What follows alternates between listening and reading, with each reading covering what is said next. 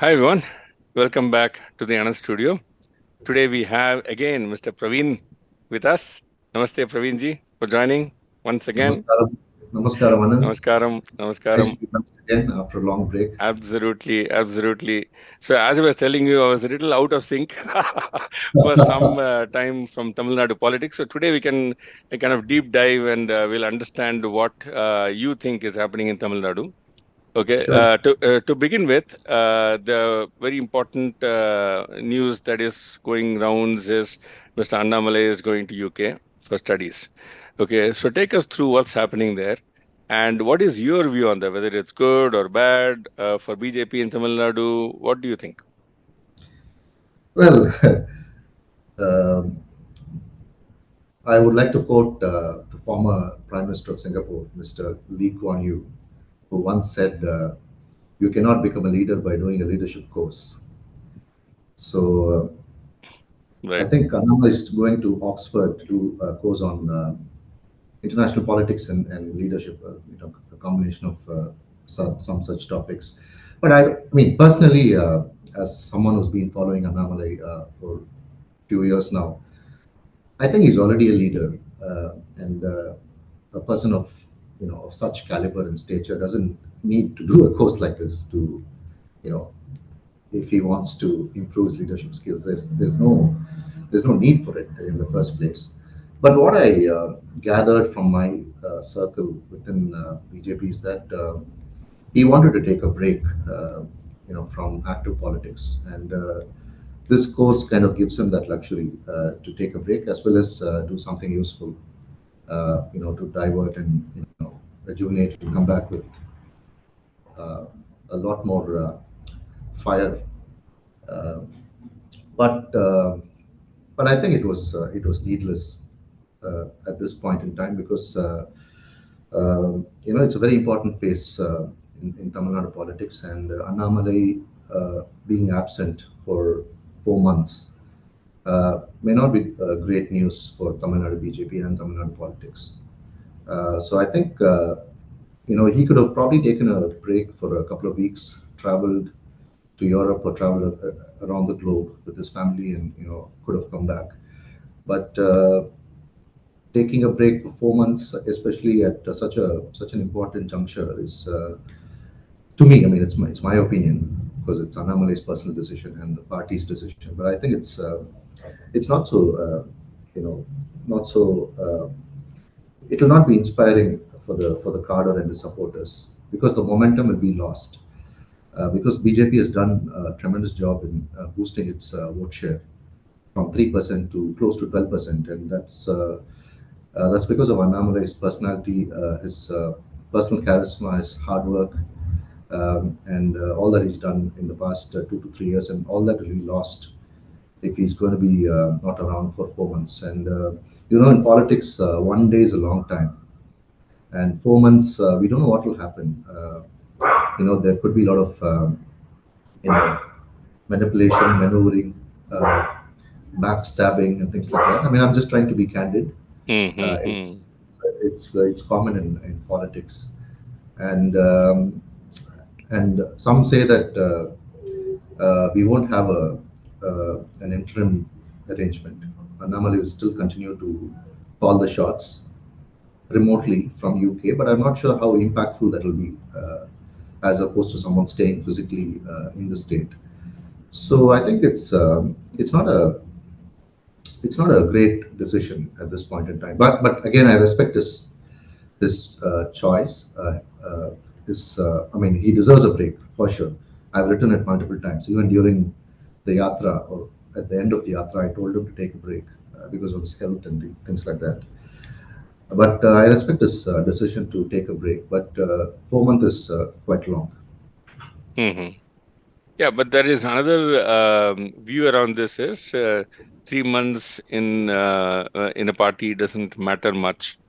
Okay, there are some people who are saying that too. I heard some interviews earlier. Okay, so yeah, that's again diverse opinion. But yeah, your opinion is that probably this could have been avoided. And right? Not at this time, at least. Mm, And secondly, Annamalai doesn't need to do a course to to improve himself. I mean, he's proved that he's a leader. He's led the party. He's produced results. He's demonstrated leadership quality several times in the past, and it's doing a course for 4 months is just superfluous for a person like him. I think I think the duration is secondary. I think for someone of the stature of Annamalai and the kind of skills and virtues that he's demonstrated in the past, he doesn't need this course. This is the primary reason why I say this could have been avoided. The Hmm. duration is secondary. Hmm. So, do you think there's more to this than meets the eye? Because Annamalai being an ex IPS, going to UK for 3 months. Okay, probably it might be something else also. We don't know. All right, we don't know. Okay, some more probably digging and he might be doing there. I don't know. All right. Well, I mean, you're putting me in a spot. We don't know. It's all conspiracy theories, right? So we don't know. Probably he's going for just the studies there or a break or whichever, or probably something more to it. We don't Well, I mean, let me add a rider here. know. See, Annamalai is quite young, dynamic, and talented, and I have no doubt that he can multitask. I'll stop there. Right. Correct. Yeah, yeah. So we don't know. Let's see how this pans out down the line. Let's see what happens. All right. But as far as the party goes, I think in 3 months, are they appointing an interim president at all there, or no? No, I don't think there's going to be an interim president, but there'll be Nobody. some. They won't appoint one person. That may not Okay. send the right signals. They'll Mm, probably appoint a committee or something that will take orders from Annamalai. okay. That will be workable. But there are also other gossips and other background stories that are coming out from the Mm-hmm. state. To avoid all that, I think it's better to appoint a committee rather than a person, and the Mm, committee will work directly under Annamalai's guidance. okay. Interesting. Interesting. So, how do you see now if we broaden this a bit, okay, and move a little bit away from Annamalai specific, as BJP, how do you think BJP is doing currently as a party after the Lok Sabha elections? All right, they have done really well. Then post that, what all things have they done specifically in Tamil Nadu? That's one. And then how do you see the prospects uh, going towards 2026 assembly elections for BJP? Then we can go to other parties and see what they're doing. Well, I think the momentum is in favor of BJP in Tamil Nadu because of the vote share. Because BJP got 3%, 3.2% in 2019, and they've reached close to 12% in 2024. So that's like a 200% growth. You know, the only party that has shown that much growth in Tamil Nadu in the last 5 years is BJP. That's because of Annamalai's leadership and hard work. So the momentum is there, and if you look at the constituency-wise data, they've done very well in a lot of state constituencies. Those constituencies actually fall under the Lok Sabha constituency, right? So they've done reasonably well, and they have to build on. They have to capitalize on this momentum. But I think there are other issues there are other issues that are erupting in the state, and I think the state BJP has been busy to counter or to probably to respond to those issues. There will be a lot of murders. I heard that Hmm. there've been 600 murders in the last 10 months, and Hmm. 600 murders in Tamil Nadu in the last 10 months, and about 8 to 10 political murders.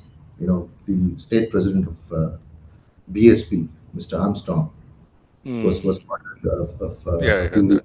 Hmm. That's a high profile political murder. So these are happening, and I think BJP is spending quite a lot of time to respond to these kinds of issues as an opposition party. But I think we're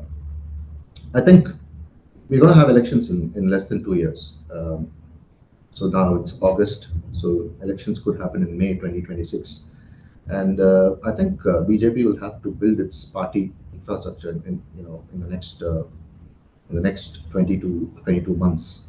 And that's why I said this is a crucial time, and Annamalai should not have taken the decision to leave, because it'll take a lot of time to build your party, in areas where you're not very strong. There are certain pockets where BJP is very strong: Kanyakumari, Coimbatore, Nilgiris, etc. But there are other constituencies or districts where the party has to develop it and Strengthen. Yeah. strengthen its base, develop its infrastructure, and go to the people. Perhaps another yatra uh, should Hmm. be done. Uh, N1 N version 2.0. This time it should be even more granular, where you have to do door-to-door campaign and take the symbol to each, embed it in each voter's heart or Hmm. mind. Hmm. So that is very important, and that's what they have to do. But otherwise, I think after the elections, bulk of the time has been spent on responding to the issues and the law and order situation. People have died because of illicit liquor and things like that. So Hmm. there are a lot of Hmm. things happening. So as an opposition party, BJP has done reasonably well compared to the other opposition parties in Tamil Nadu. The problem in Tamil Nadu is the opposition is not united. So that has been the biggest strength of the ruling party. Uh, and again, if you want the opposition to be united, there are other factors as well. I mean, who's going to lead and things like that. That I think we'll probably look at this in the course of this interview. Yep. But I think BJP has done reasonably well as an opposition party in Tamil. Hmm. Hmm. So how do you see ADMK doing? What's happening in that camp? I think they are probably the most confused Hmm. party, or confused camp, because they have lost their vote share significantly from 2021 until now. Because ADMK was probably the largest party in Tamil Nadu after it was launched in 1972. In 1977, ADMK got 30%, DMK got 25%. Since then, under MGR and Jayalalitha, the party grew. And when Jayalalitha died, the party had about 42 to 44% votes, and DMK had about 30%. And now the ADMK vote share is sort of eroded and gone to different parties. So ADMK vote share would be of three types: soft Hindutva, Tamil nationalism, and anti-DMK votes. Hmm. So the soft Hindutva votes have gone to BJP. The Tamil nationalism votes have gone to Nam Tamilar Katchi. And they only have a small portion of the anti-DMK votes, which is about 20%, which is what they got, one of the lowest in the history of ADMK. So they are confused. They they are sort of fragmented. Um, they don't have a strong leader, a charismatic leader who can speak, who can deliver a message in a powerful and cogent manner. So there's also a lot of dissent in the ADMK camp. They want to bring back OPS to strengthen the party and make it a united ADMK. But I think the leadership is not ready for it. Leadership Oh, doesn't by want they to. you mean the cadres? Kader Okay. and also some of the senior leaders. In fact, Hmm. recently they had some meeting where they pitched this idea to EPS, and he didn't budge because he doesn't want to lose his space. Hmm. But he also should understand that he's not MGR or Jayalalitha. You need to, in politics, you need to understand your weakness more than your strength. Only then you can succeed. So Karnanidhi said this many times, that he knows his weakness. That's why he was able to, be a smart politician. So I think, in the interest of Tamil Nadu, if you want to unseat this government, if you're unhappy with the government, if you want to unseat this government, I think EPS should understand, and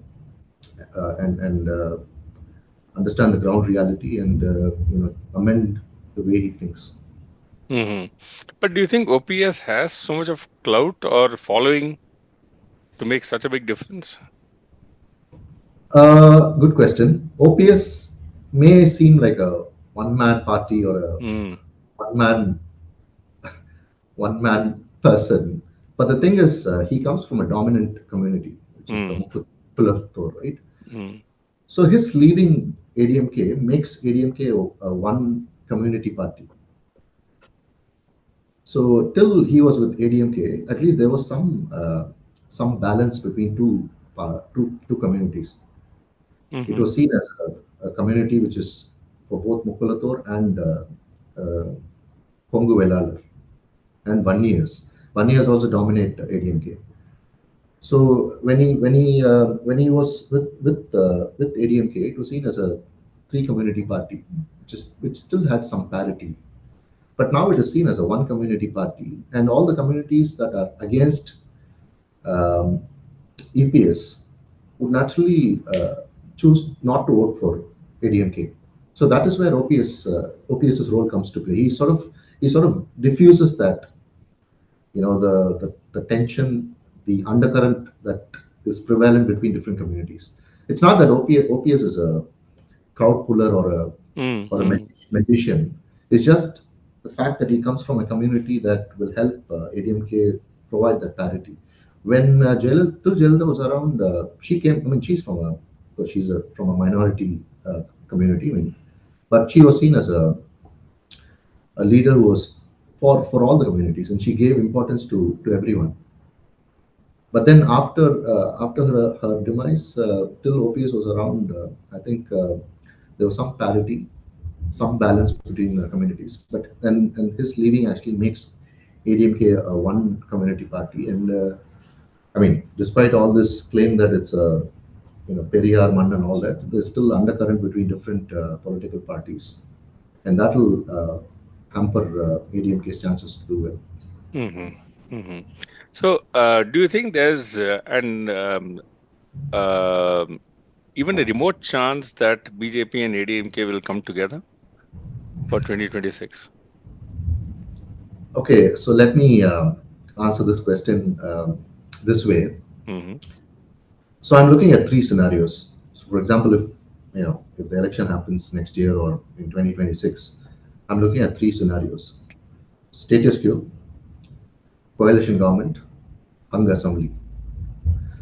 So the first scenario is status quo. The current Mm, situation prevails, where you have a very strong DMK alliance, which has been winning. They won in 2019, 21, and 26. That's 20, sorry, 24. And so it's an alliance that has seen victory multiple times in the past consecutively. So if Stalin is going to hold that alliance together, and if the opposition is fragmented, just like what we saw in 2024, you have ADMK, um, you have NDA led by BJP, you have NTK led by Seaman, and you'll also have Mr. Vijay coming in 2026. So it'll be a five-corner fight. So in a five-corner fight, there'll be a split in the anti-incumbency votes, which means that it'll benefit DMK. Even if there is anti-incumbency and people are unhappy with the DMK government, even if its vote share goes from say 40 to 35, the remaining 65% will be split between these four parties, mhm, which means that DMK will win again. So that's scenario one. mhm, Scenario two is a coalition government. This is when parties like Congress, Communists, and VCK, they try to bargain for more number of seats. mm, Using Vijay as a trump card or a boogeyman. mm, If they mm, use Vijay as a boogeyman or a trump card and demand more seats, it means that DMK will contest in lesser number of seats. And because of the anti-incumbency, the anger against the government and things like that, all these law and order issues and mm, illicit liquor and things like that. If DMK gives in and gives more seats to them, then we could have a coalition government again led by DMK, mm, and these parties will actually claim for to share power. So that is scenario two. Mm-hmm. Scenario three is the scenario that answers your question. If the entire opposition parties come together to form a united rainbow alliance uh, against the ruling DMK alliance, if ADMK and BJP agree to contest in equal number of seats, say 80 each or 90 each, respecting each other's vote share and growth.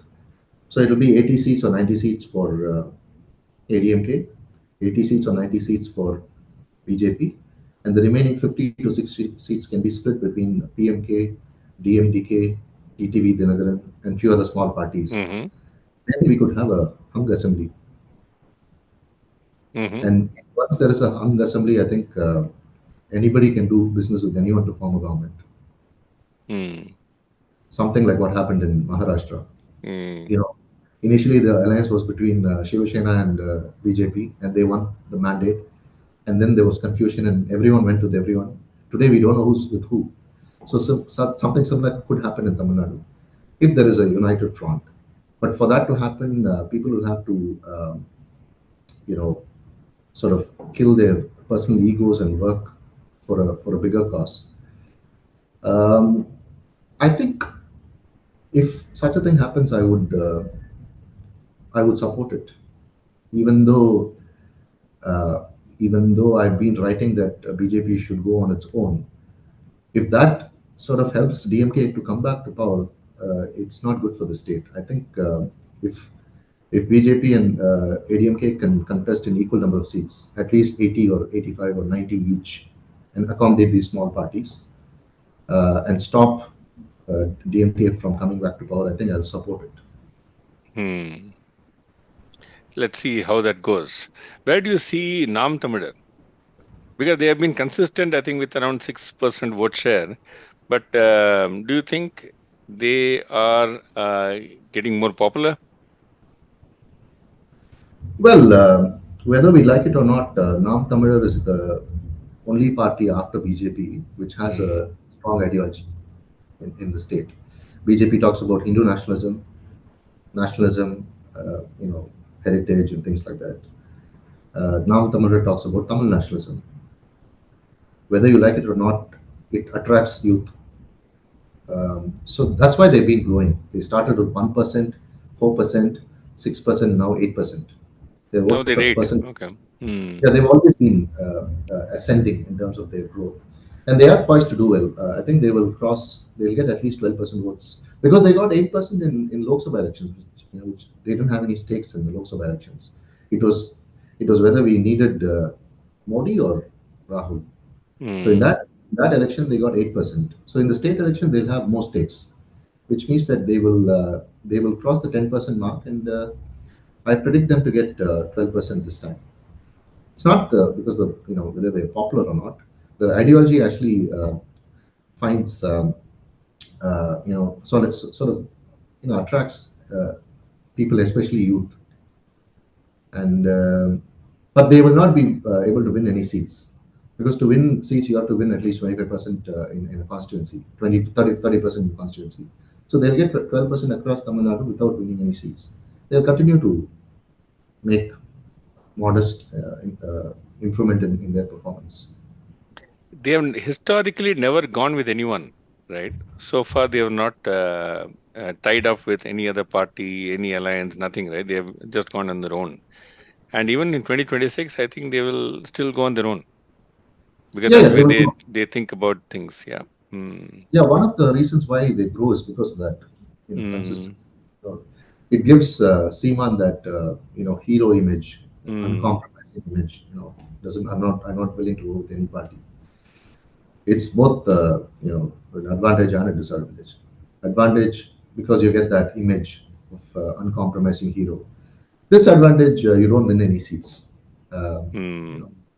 So so yeah, I think even in 26, that party will not have an alliance with anyone. In fact, they give 50% seats to women. So 20, even in 20. So I think it's some a couple of elections back they contested 50% men and 50% women. They've seen. I heard somewhere. Yeah. So they have something, they have these kinds of, you know, how do I put, things that have not been tried by other parties, Hmm. unique propositions. So these things work with a section of the voters.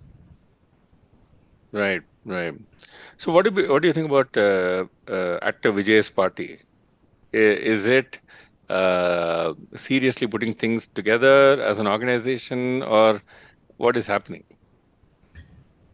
No, it's very early and very difficult to Hmm. comment about that party because there's nothing happened, right, except for a couple of statements on Twitter. Even the party itself was launched on Twitter, which nobody has done in the past.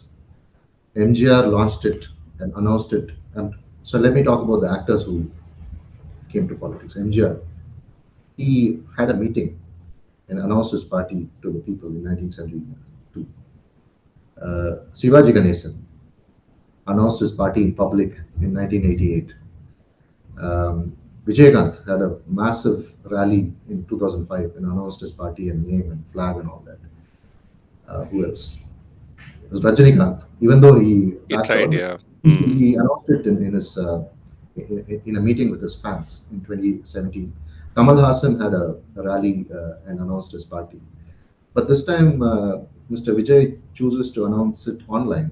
Just you know, one one post saying that Even this is. logo is not done, right? I mean, do they have? No. Not sure. Not Uh, even sure if it's registered yet. Correct. So they are making some statements online, and even those statements lack clarity, because for example, CAA, they said it is not good for Tamil Nadu, but CAA is not for Tamil Nadu in the first place. It's for Kashmir and Northeast, and chief ministers cannot do anything about citizenship. It falls under the purview of the central government. So Hmm. these things showcase his lack of knowledge, political knowledge and intellect. And there's not been any press meet.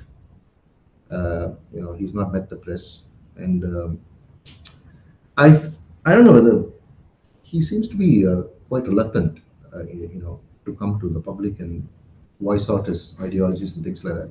I mean, you can't be so reluctant. You can't continue to be like this. You have to somewhere down the line you have to come out, and only then we can comment on him and his performance.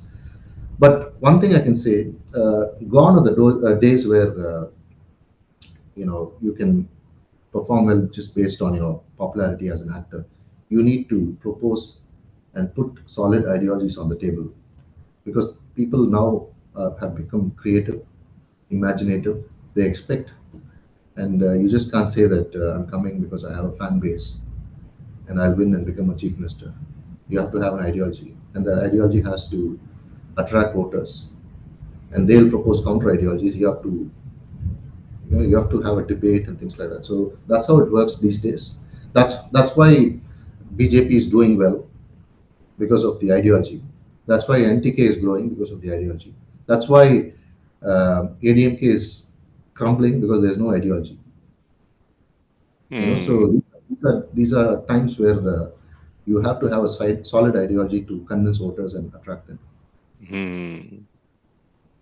What about Patali Makkal Katchi? It'll still continue to be with BJP, you think, for 2026? Yeah, they. I mean, at least Mr. Dr. Anbumani's wife was within striking distance of winning the Hmm. election in 2024. I think they have better chances of winning when they are with BJP. Hmm.